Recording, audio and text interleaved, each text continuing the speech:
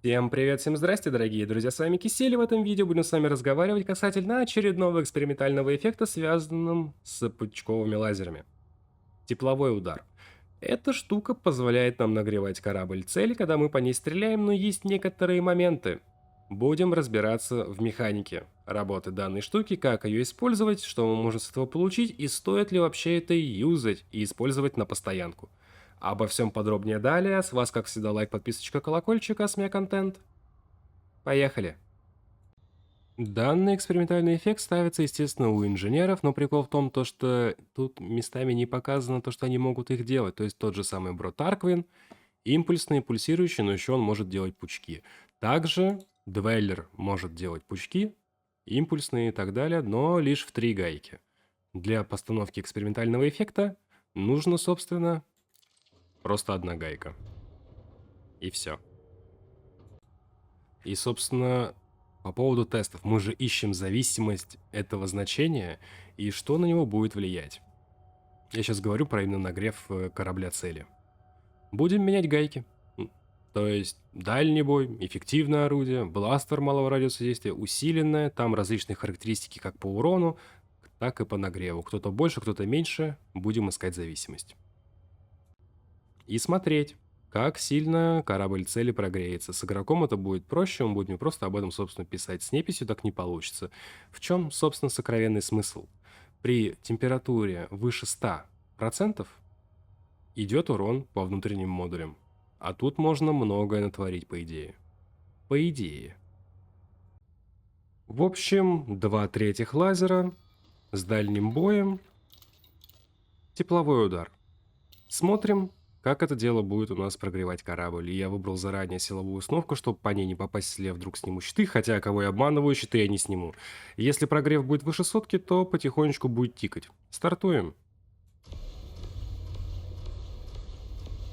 Но мне кажется, то, что я сам прогреюсь.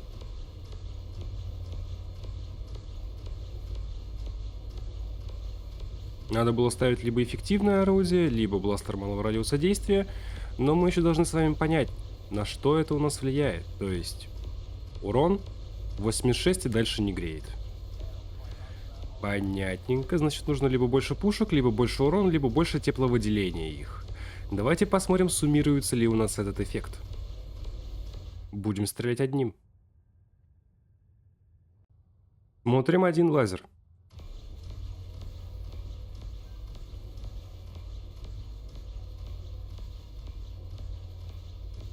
Да, кажись, это будет долго. —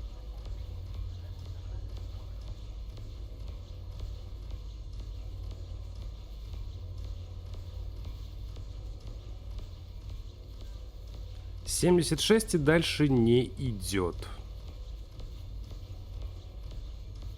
То есть, в принципе, учитывая то, что корабль заинженеренный, учитывая то, что он стоит на месте, не стреляет, не бустуется, в принципе, неплохо. При том, что одна пушка как бы сейчас стоит, стреляет. А 2 тройки это не так уж и много на самом деле. Можно поставить 3 тройки на крае. Так что эта штука работает, но от чего она зависит? Как будем смотреть дальше? В чем у нас прикол?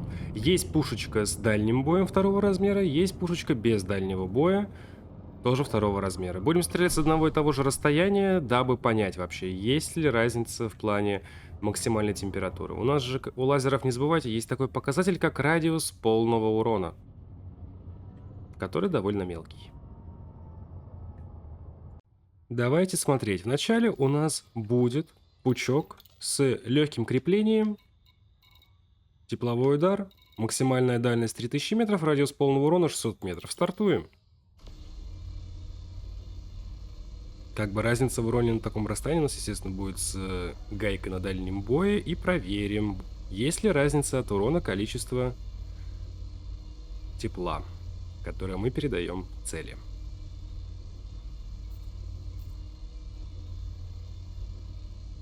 Хоть посмотрим, на какой температуре зафиксируется. —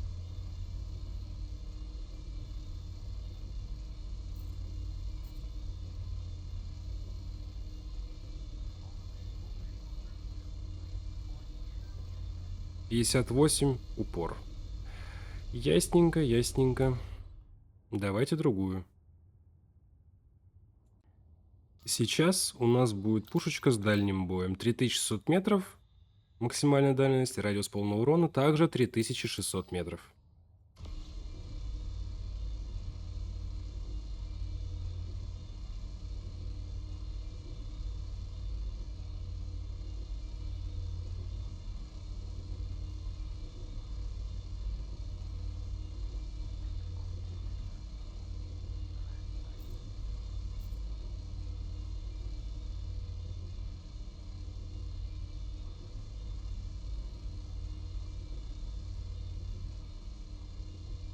Долго греет. Также 58-59 как бы на уровне погрешности. Тоже, блин, самое. Интересно. Давайте немножечко усложним. Сейчас у меня стоит лазер пучковый, тоже второго размера, но уже с другим. Бластер малого радиуса действия. Смотрим. Дайте чуть поближе. И начинаем. Тот же второй размер. Греем, греем, греем, греем.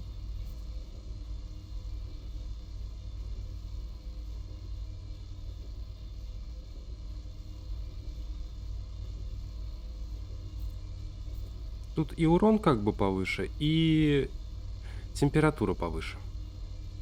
Это я про гайку, если что. 74 в упор, то есть зависит от температуры. Давайте в этом убедимся. У меня есть еще один лазер.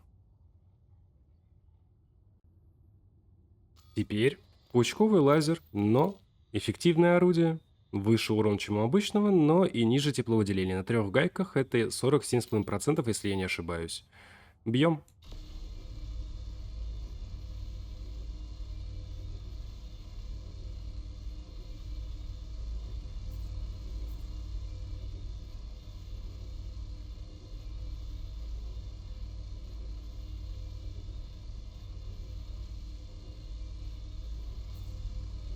Очень долго греет, судя по всему. То есть у нас получается, чем выше тепловая нагрузка орудия, тем выше, собственно, он и будет греть цель противника. Интересно. До сих пор пытается прогреть.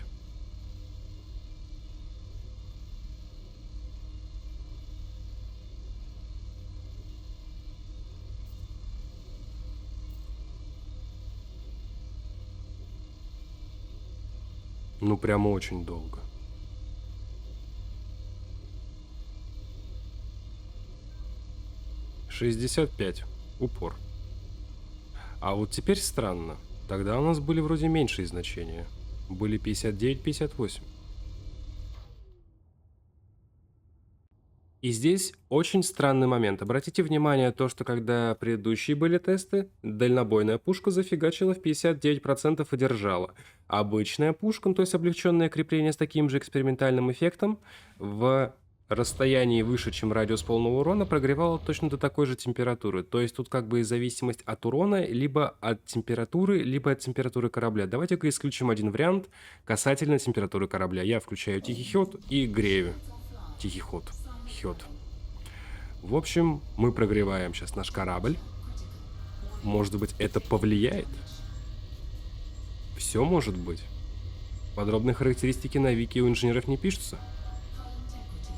Ой, главное сейчас не сгореть.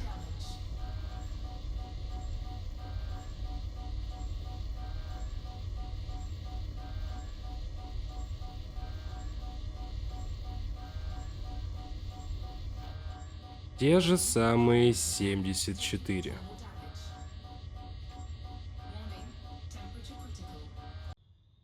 Учитывая то, что дальнобойная пушка на расстоянии там почти 3 километра догрева до 59, а обычная пушка с облегченной гайкой и с таким же экспериментальным эффектом прогрела также за пределами радиуса полного урона. И сейчас вы видели характеристики в плане нагрева у эффективного орудия, у бластера малого радиуса действия и еще вдогонку к всему этому я прогрел корабль. Что из этого следует? Из этого следует то, что зависит это дело от непосредственно урона, который наносит пушка. Ибо эффективное орудие нанесло больше урона, и бластер малого радиуса действия нанес тоже больше урона, и, собственно, больше прогрело. Я думаю, это понятно. То есть, в принципе, можно собрать сборку на эффективных орудиях. У нас уменьшится тепловыделение, когда мы будем стрелять, у нас распределитель дольше сможет работать, и урон будем наносить выше, и при всем при этом и греть цель сильнее. Эти температуры, которые вы видели, это было лишь только второе орудие, на секундочку. А у Наконда вы знаете, сколько их и какого они размера. Давайте смотреть, что у нас будет, когда мы зарядим из 6 таких пушек с эффективными орудиями. Третья гайка, такой же экспериментальный эффект. Ну, во-первых, распределитель скажет «пока», скорее всего. И очень быстро. Давайте выберем какой-нибудь модуль, я не знаю. 95 было, пишет. Только у меня уже гораздо выше. Вот, допустим, силовая. 89 и 92 скачет. Ну, это, конечно, 3 гайки, не 4. Не 5. И экспериментальный эффект эффективное орудие, а не другие, где урон повышается гораздо больше, чем там. Если хотите, чтобы я снял по этому поводу видео и потратил материалы и время на это, пишите в комментарии, потому что это будет затратно. А теперь давайте проверим, будет ли это работать по неписи, потому что, как минимум, когда мы стреляем, мы видим значок нагрева. По нему и будем ориентироваться. Но, прежде чем мы перейдем к неписи, все-таки давайте посмотрим, как это будет работать на незаинженеренном корабле. И с силовой, с плохой теплоэффективностью. Как-никак, мне это интересно. Но я думаю, вам тоже. И еще такой момент. Не забывайте то, что у нас различные корабли по-разному охлаждаются, по-разному нагреваются и так далее. Касательно этого есть видео топ самых холодных кораблей. Если что, вылезет подсказочка. Надеюсь, не забуду. В общем, стартуем.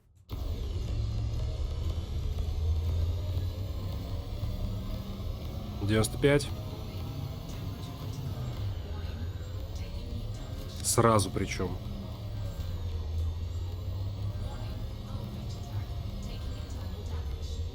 Вроде греем. Но я что-то не вижу повреждения модулей. Давайте посмотрим таким образом.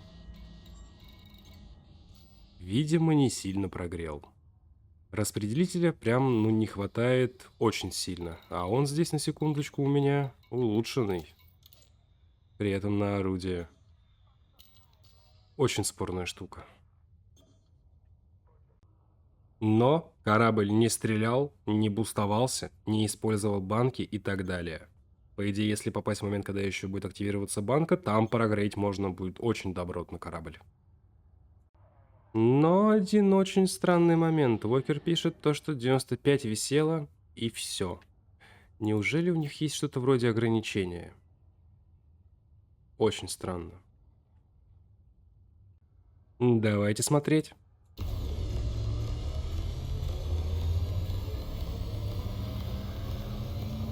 Греем, греем, греем.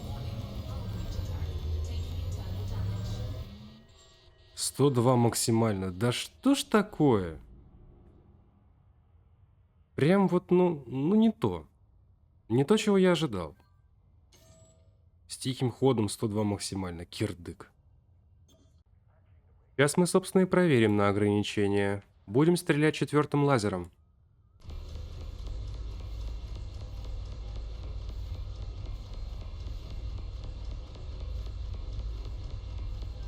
«88». И все, хорошо. Чуть-чуть добавим. Добавляю 2 лазера. 2-го размера.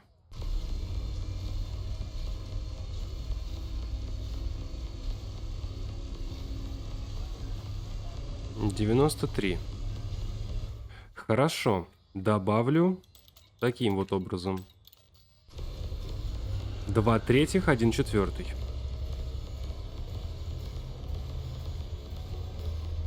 95. И должно же повышаться дальше, но оно не повышается выше 95. Блин, я его уничтожил, походу. Очень странная штука, друзья, я честно не понимаю. Вот скажу честно. Различные комбинации мы перепробовали в этом видео, и не растет. Она просто не растет выше 95, при том, что тут силовая, блин, Е-класса с ужасной теплоэффективностью.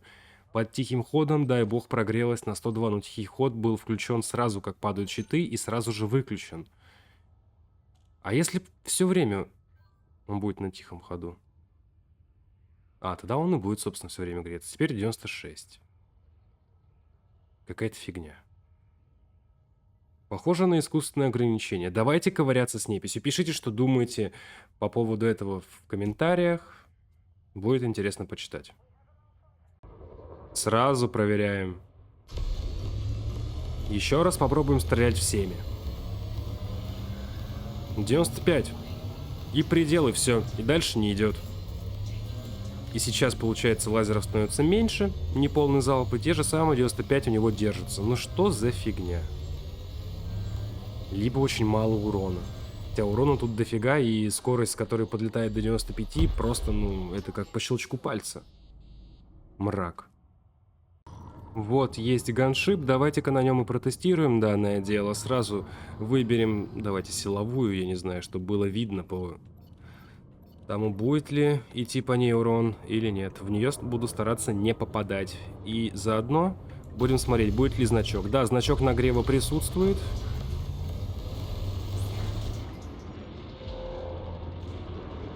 Так, крутим, крутим, крутим. Блин, он остывает.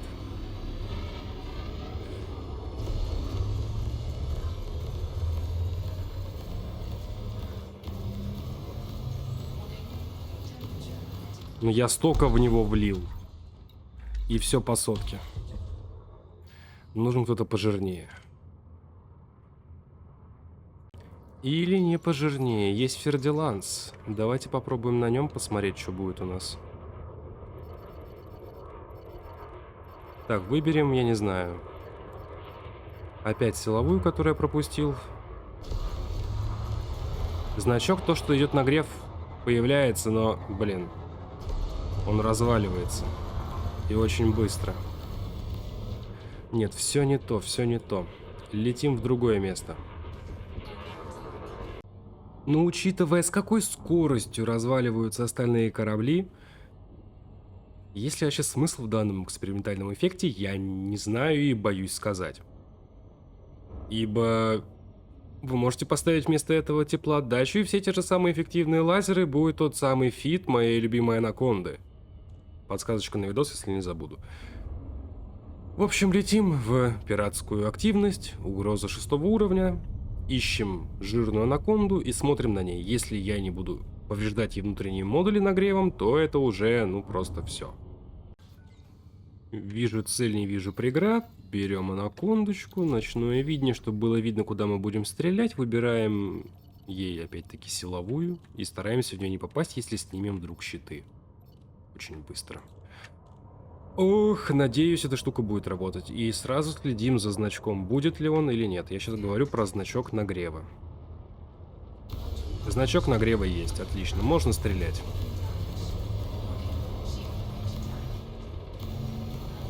Она еще и стреляет по нам, у нее есть лазеры, поэтому должно быть хорошо. Но, блин, прогреваюсь-то я. Вот я прогреваюсь.